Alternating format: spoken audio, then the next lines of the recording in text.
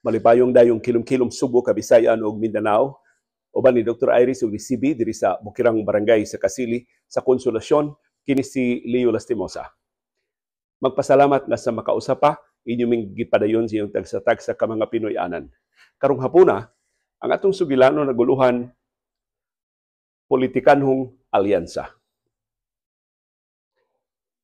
Dugay na kay kong na-interes pagsubay unsay dagway politika sa Subo sa nangaging mga dekada.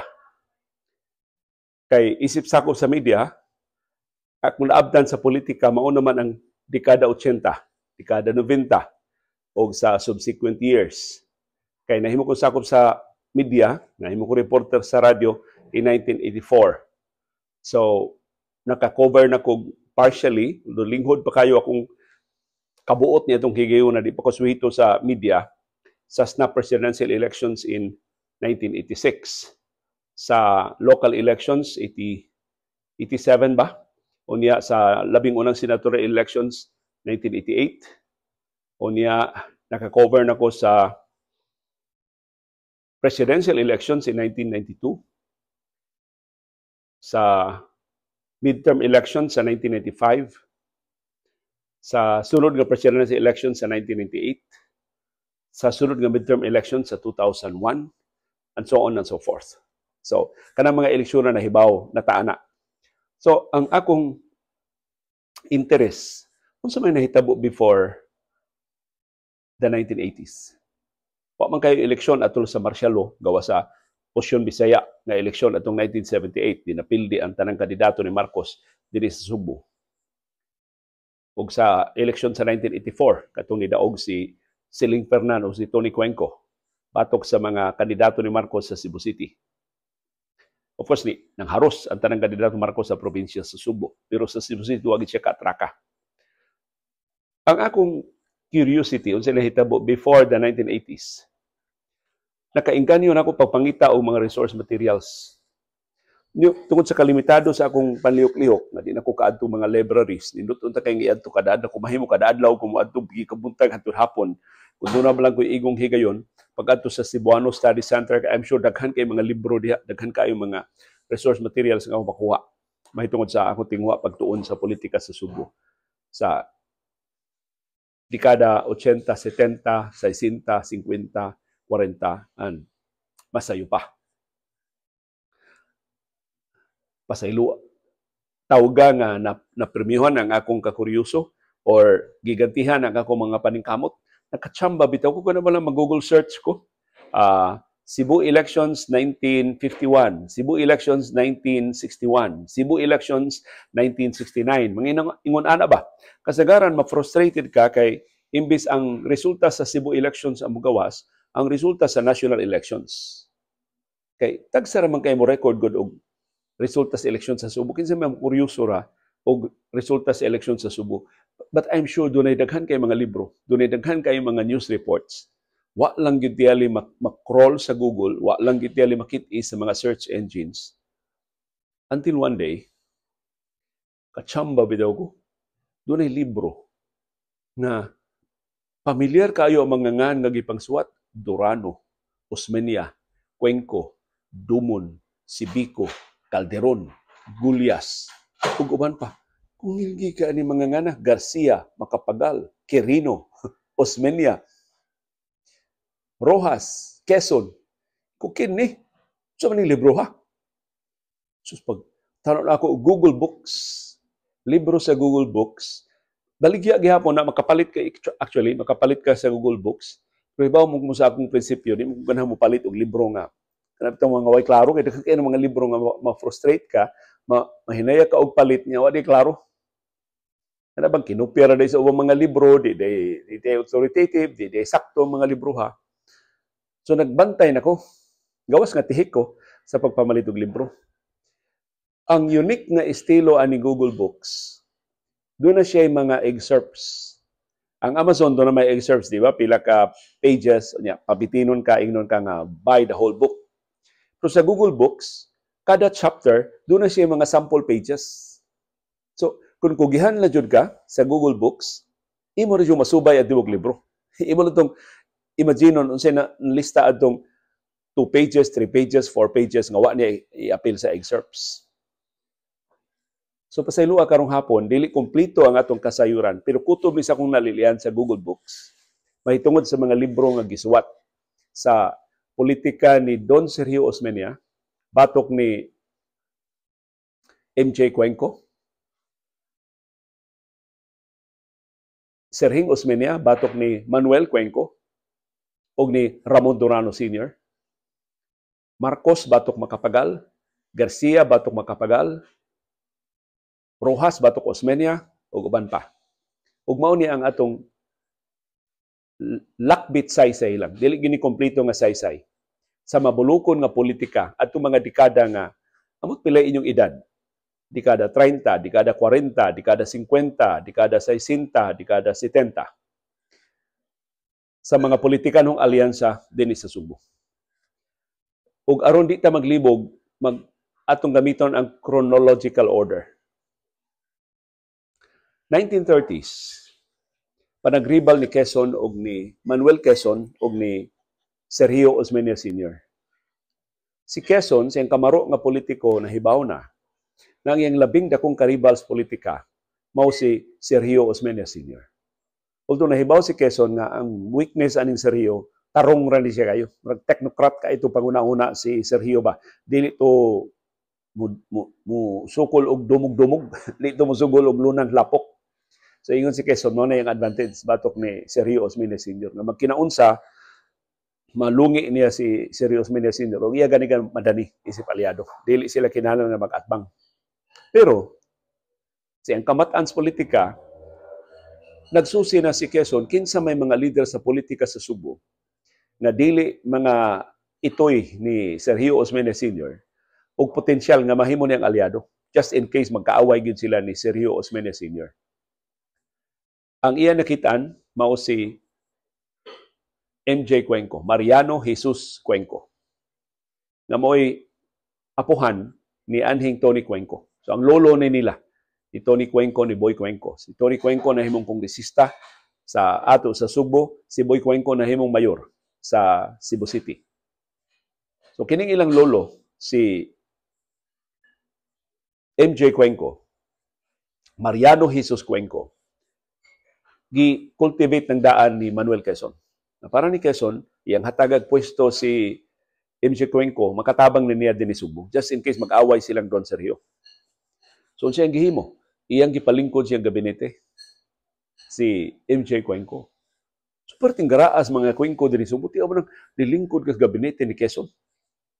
Of course, ang Vice Presidente si Sergio Osmeña Sr., so just in case magkinaunsa, ang politika, doon ay tao si Quezon din sa Subo. Ug kana mao si Mariano Jesus Cuenco. But of course, nahibaw ta nga naputol ang ilang administrasyon tungod sa ikaduhang gubat sa kalibutan, namatay si Quezon tungod sa sakit, nipuli niya si Sergio Osmeña Sr. So ang gipangadaman ni Quezon nga posibleng showdown nila ni Sergio Osmeña Sr., wa madayon. Nipuli niya si Sergio Osmeña Sr., gitiwas ang iyang termino. Pagpahigayon sa sunod nga presidential elections, ang kaatbang ni Don Sergio, na si Manuel Rojas, nipunit sa pagkig-alyansa ni MJ Cuenco, ni Mariano Jesus Cuenco. Kaya wa naman si Quezon. So para ni Rojas, kinakog aliado sa Subo. Kaya maunay kinakusgan nga base na politikanhon ni Sergio Osmeña, ni Presidente Sergio Osmeña Sr. Kaya si Osmeña Sr. na may incumbent president itong higayuna. So, si Cuenco, human siya na blanco, pagkamatay ni Quezon, gipunit siya ni Manuel Rojas. Ug mo na nature sa mga politikanong alyansa kaniadto hangtod karon. Ang mga national politicians, ang dunay mga damgo para sa national positions, mangita o mga aliado sa mga voting population centers sama sa Subo. Kita ba yung kinadaghanan o mga botante? So maka-imagine ka, ang mga politiko dito sa Manila, masipangita og ilang mga aliado din ni Subo na makada sa ilang kandidatura, mahimong haligi sa ilang mga partido, mahimong tagduma sa ilang mga politikanong makinarya din sa ato. Umo na nature sa mga political alliances ni adtong higayuna. So aliado si Manuel Rojas o si Cuenco batok ni Sergio Osmeña Sr. na nahibawtan tanan na pildi si Sergio Osmeña Sr. sa eleksyon, nidaog si Manuel Rojas. O si Sergio Osmeña Sr. ipahibaw siyang retirement sa politika. So nag-uol as ang mga Osmeñista din sa Subo, wa na di na aktibo si Sergio Osmeña Sr. Ito daghang kay nangindahay nga dunay mupuli ni Sergio Osmeña Sr. ug natuman ang ilang damgo in atong 1959 diyang nibalik si uli din ni Subo ug nidagan pagka-gobernador sa Subo sa labing unang higayon ni dagan og politikanong pwesto din sa Subo si Sergio Osmeña Jr. Mas naila sa nga Serhing Osmeña. So si Cuenco way putol ang iyang influensya. Panahon ni Quezon, dako kay siya og ranggo, sakop siya sa gabinete. Panahon ni Manuel Rojas, pabilin siya nga haod sa national government. So ang iyang influensya sa national government, nakapalig-on pagsamot siyang liderato din sa Subo. So din sa Subo, nasuyop ni Mariano Jesus Cuenco, ni MJ Cuenco, ang tanang mga politiko nga dili ganahan sa mga Osmeña or nga kaaway sa mga Osmeña. Usa sa mga nasuyop sa mga Cuenco ang mga Durano. Kay si Ramon Durano Sr. nitong higayuna, nagsugod na siya pamulitika, nagsugod siya sa Danao o sa ikalibang distrito sa di pa na 5th district sa una, pero sa amihan ng Subo, nagsugod si Ramon Durano Sr. Hantod napupos ang iyang katuigan, diha mangito siya mo expand. Ang iyang ambisyon gyud nga siya mo duma sa tibok probinsya sa Subo, pero tungod sa popularidad ni Serhing, wa gyud to kailog ang mga Durano sa liderato sa probinsya sa Subo. Although sa Makadiot na ila ang liderato tungod ni kanhi Gobernador Rene Espina. So si Cuenco pahimutang pa lig-on pag-ayo, wa na si Sergio Osmeña Sr. so siya hawd sa politika din sa Subo. Solo niya ang boto sa Subo. Iya tanan. Siya nagbandar sa politika din sa Subo. Namatay si Manuel Rojas. Iatake man to sa kasing-kasing. Napuli niya ang iya vice-presidente nga si Elpidio Quirino. Si Elpidio Quirino, kahibaw siya di siya ka pangulitaw sa mga Osmeña din sa Subo, di pa dayon ang alyansa uban ni Cuenco. So imagine, tulog kasunod-sunod nga presidente. Quezon, Rojas, Quirino. Cuenco may hawd din sa Subo. Nahipos ang mga Osmeña. Naritiro si Don Sergio before 1951, wa may laing Osmeña nga natikaw-tikaw din. Hanto dibalik si Serhing Osmeña in 1951. Didagan si Serhing sa pagkagobernador, ang niadtong higayuna si Mariano Jesus Cuenco mo'y ikatulong nga labing taas nga opisyal sa tibok Pilipinas. Siya mo'y number 3 isip Senate President. So ang iyang anak na si Manuel Cuenco, mo'y amahan nilang Tony Cuenco o ni Boy Cuenco, mo'y ang gipadagan pagkagobernador din sa Subo. Si Manuel Cuenco nitong higayuna doktor na. So impact sa wa pang mudagas Manuel Cuenco, siya ay gobernador. Gitudlo siya ni Manuel Rojas, isip gobernador, pagsulod eleksyon, nidaog siya pagka-gobernador. So before 1951, upat ka tuig nga duly elected governor sa Subo, si Dr. Manuel Cuenco, since 1947. Siya gobernador sa Subo. Susakbang silang Serhing in 1951. Si Dr. Manuel Cuenco, iya tanang mayor except Mandawi. Iya tanang lungsod, iya tanang syudad sa probinsya sa Subo except Mandawi. Mandawi redili iya. Ang nangampanya para ni Serhing si Sergio Osmeña Sr. Ang iya rin itong amahan. Ug ang karaan ng mga Osmeñista. Ug ang mga Mandawihanon. Loyal man ginang Serhing ang mga Mandawihanon. Ug himawon na taon sa resulta sa eleksyon. Niadtong eleksyon na sa 1951, mo tong height sa unpopularity ni Elpidio Quirino. So naduhig silang Mariano Jesus Cuenco, napildi siya pagka-senador, so taktak siya pagka-Senate President, wa pag siya kabalik sa Senado, napildi iyang anak si Dr. Manuel Cuenco pagka-gobernador din sa Subo, isulbong ang bituon ni Serhing Osmeña. Ug wa na nakapugong sa pagdominar ni Serhing Osmeña sa politika sa Subo since 1951. Siya na hawd sa politika din sa Subo. And for a while, na-dislocated ang mga Durano. Kay nawa mas Quirino. Nawa na ang mga Cuenco. So kinsa na malay alyansa ni himong alyansa ni o aliado ni Durano. Kinahanglan siya national patron, kina siya nasundong padrino. Kay kun sila-sila ra din ni Subo, wa sila digadas mga Osmeña, kinahanglan siya dunay connect dito sa gobyerno sa kauluhan. So for a while, diri silang magsaysay, diri sila ni Carlos Garcia, pagkamatay ni magsaysay si Carlos Garcia. Dito katsamba. Wa nang mga kwengko, pero si Durano mo'y nahimong labing lig-on nga aliado ni Carlos Garcia dinhi sa Subo. Kay si Carlos Garcia, sa iyang pagka-vice presidente o siyang pagka-presidente ni Hibaw, nagkilan siya og lig-ong aliado sa Subo. Kay ang mga Osmeña dili iya. Ang mga Osmeña, iya nakitaan ngadto ning makapagal. Dili siya makakumpiyansa sa mga Osmeña. So lipay kay si Carlos Garcia nga ang mga Durano mo iyang aliado. Ang mga Durano nasuod sa ni Carlos Garcia kay ang igsuon sa asawa ni Governor Garcia nga Di Mataga man to ang iyang igsuon. Sakop sa pamilyang Di Mataga nga mao'y nagdominar sa politika sa siyudad sa Lapu-Lapu nitong higayuna. Igsuon man ang sa iyang asawa na asawa sa mga, I think, usas mga Almendras sa Danau. So dito sila nagkasuod. Kaya ang mga Almendras nahimo mang in-law sa mga ni Durano. Pagpangasawa ni Durano kang Beatriz ni Manaate, sakop man siya sa pamilyang Duterte o sa pamilyang Almendras. Yan itong higayuna, wa pa na igdungog ang mga Duterte, wa pa na igdungog ang mga Durano. Ang mga Almendras mo sikat sa Danau. So, nakumpleto na ang alyansa. Carlos Garcia o Durano. Pero niadtong higayuna pagsugod ni Ramon Durano ang nagiya niya ang mga Almendras. Nagpahimutang niya ang pwesto, may nagpahimutang siya ang mga parinti diya sa Danau. Di pa na siyudad ang Danau. Pero ang mga Almendras, Osmeñista. So dihang nakig-alyansa si Durano sa mga Cuenco, ibadlong siya sa mga Almendras nga amon, ayaw. Osmeña ta. Nganong anak magang Cuenco? Parang Ramon Durano si Cuenco may iyang aliado. Di man siya ganahan sa mga Osmeña. Kaya di man ito hitabo. Ato rin i-detalye later sa masunod nato mga edisyon. Diha gipatay nga mayor diha sa Danau. Unya ang gipasangilang dipatay mao si Ramon Durano Sr. Mao tong mortal gyud na silang kaaway ni Serging Osmeña. Ug mao nay rason ngano nga atol sa administrasyon ni Carlos Garcia, si Ramon Durano Sr. na ningkamot gyud mahimong syudad ang Danau.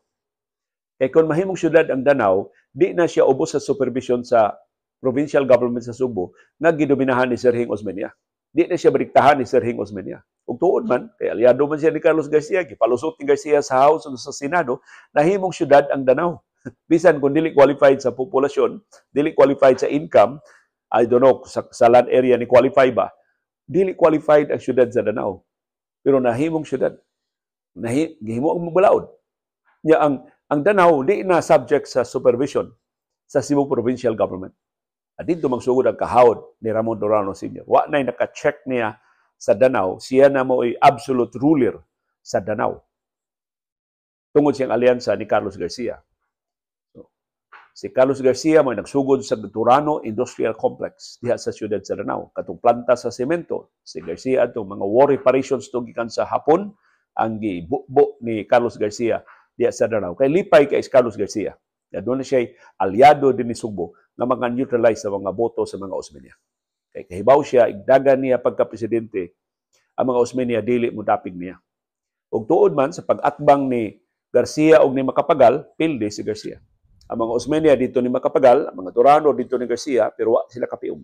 Napilde si Carlos Garcia ni Diosdado Macapagal. So pagkapilde ni Carlos Garcia si Ramon Durano Sr., wa na'y padrino dito sa Manila, napilde man si Carlos Garcia. Sungita na sila, kinsa na sa ilang aliado. Diyos, kahibaw man sila na ay senador na nang-ambisyon mo hagit ni Macapagal. Nagsugod na nag-organisar. Duulo na nato. Ilang duulo na senador, si Ferdinand Marcos Sr. Kung tuod man, si Ferdinand Marcos Sr. ingon, sige, aliado ta. Kinahanglan kong pwersa diya Subo. Kay ato na pildihon ang mga Osmeña. Kung ikaw, Ramon Durano Sr., ikaw mo'y akong kinakusgang aliado diha sa Subo. Kaya nganong humok ang kasing-kasing ni Ferdinand Marcos Sr. ni Ramon Durano Sr., mao, Si Ramon Durano Sr. ang iyag yung kuno na ipanghambog sa dihang isikat na pagay si Marcos, classmate sila ni Josefa Edralin. Nag-eskwela sila isip mga magtutudlo dito sa Manila. Edukasyon man sana ang gikuha nga kurso sa inahan ni Ferdinand Marcos Sr. si Josefa Edralin. So, murag dunay espesyal nga lugar kasing-kasing sa anak kay classmate ko ni siyang inahan. Unya makatabang pa niya siya politika din sa Subo. So pag eleksyon sa 1965, ang mga Osmeña dito ni Macapagal, si Durano diri ni Marcos. Daog si Marcos. Pelde si Macapagal. Since 1965, hantod na palagpot si Marcos sa 1986, si Durano mo'y labing suod sa Malacañang. Siya mo'y labing kusgang aliado sa Malacañang din sa Subo, bisan atol sa martial law. So grabiha sa mga political alliances, no? Ang pag-usab-usab sa politikanhon nga mga alyansa, why hisgot og plataporma? Why hisgot og mga prinsipyo? So kana bitaw ang atong hisgot karon nga kanindot atong politika sa una, klaro kayo ang party system, klaro kayo ang mga platforms. I am sorry to disabuse your mind. Why klaro ang politika sa una? Sukad pa sa una nga why klaro ning atong politika. Sa una, dihay mga politikan ng partido, pero ay klarong plataforma. May kaya sila magtabok-tabok ang mga partido para sa ilang political convenience.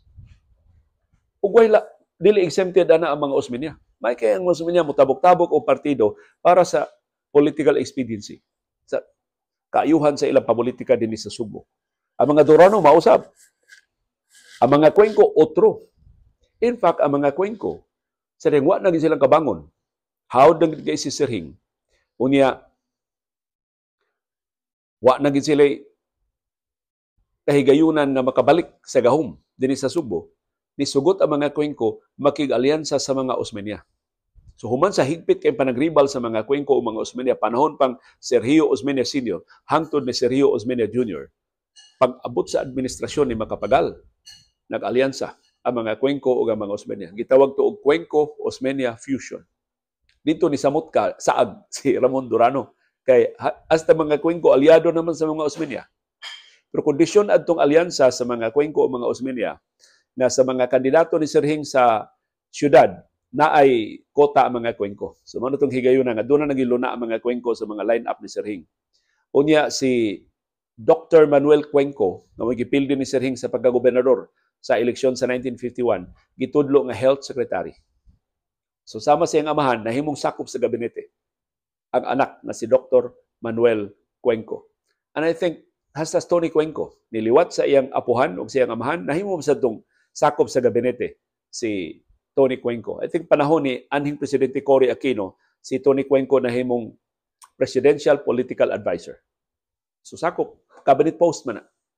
So, tulo ka henerasyon sa mga Cuenco na himong sakop sa gabinete. But mainly tungod sa ilang alyansa, pagkig-alyansa sa mga Osmeña. Nahibaw na takaroon sa netabo sa alyansa sa mga Cuenco o sa mga Osmeña. Nabungkag na sab.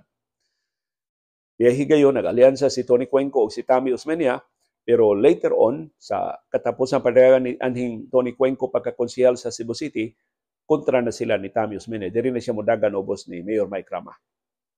Dili na sa bando Osmeña, Pondo Kauswagan. Ang mga Garcia, wa ko kasubay sa ilang history, sa ilang kinatibukan nga likoy-likoy sa politika, pero ang ako nabasahan, ini maong libro, ang mga Garcia, diri ni Rene Espina. Paborito ni Sinoy Pabling Garcia, nga I think board member o abogado ni Rene Espina. Si Rene Espina, aliado sa mga Durano. Marcos naman to sila.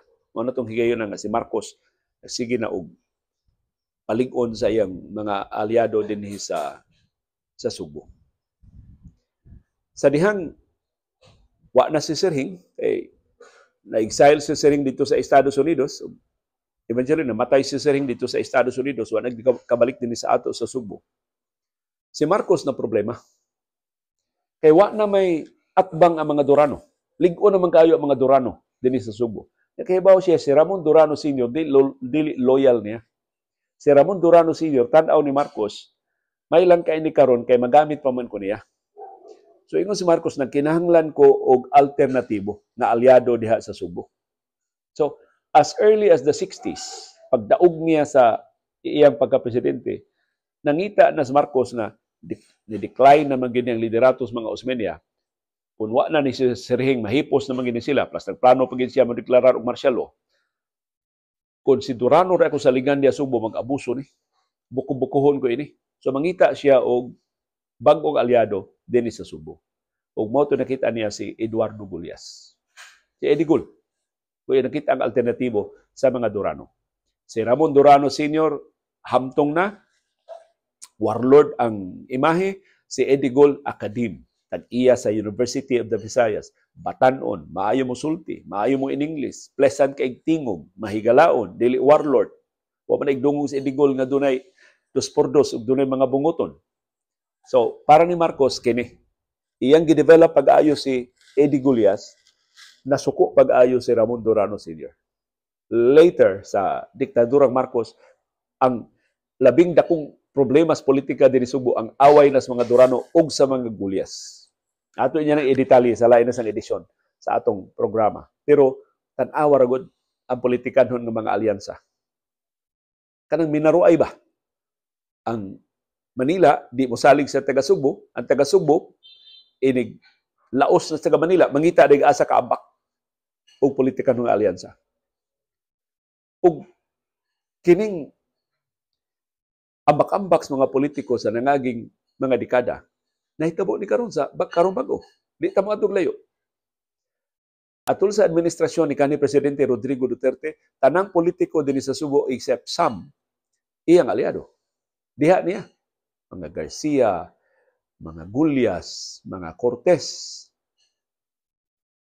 mga Chan, hasta mga Durano, iya. Although di siya ganas mga Durano kay gipalaya sila diha sa Danau. Lain sa nang istorya nga atong tukion unya. I-detalye niya atong makakuha ko og dugang mga kasayuran. Pagkawa ng Duterte, sumakin nito nga siyang rally diha sa South Road Properties. Si Mike Rama na lang o si Dondon Hontiveros. Wa na ilaing mayor nga nito nga. Ang mga tsuwawap kay Duterte sa iyang administrasyon, murag wa na kaila niya. Wa na gani mo sugat niya sa airport, wa na gani makikita niya sa hotel, wa na gani mo amin niya dito sa SRP. Kadali na usab sa politikan ng mga alyansa. Sa administrasyon ni Gloria, Gloria tanan. Ang labing dakong demonstration unsa ka balimbing ni mga Gullias.